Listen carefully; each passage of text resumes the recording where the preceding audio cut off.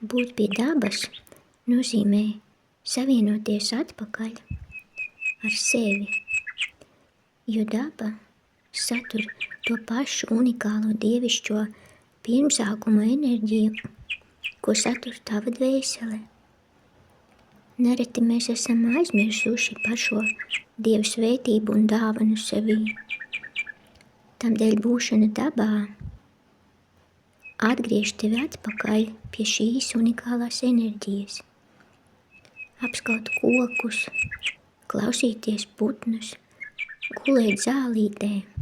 Tas ir tilts atpakaļ pie savas dievišķās enerģijas. Patiesībā, apskaujot koku, tu pieskaries sev kā dvēselē. Klausoties putnus, tu klausies sevī kā dvēselē. Un guļot zālītē, tu patiesībā ienirsti sevī, savā patiesajā būtībā, arvien vairāk un vairāk.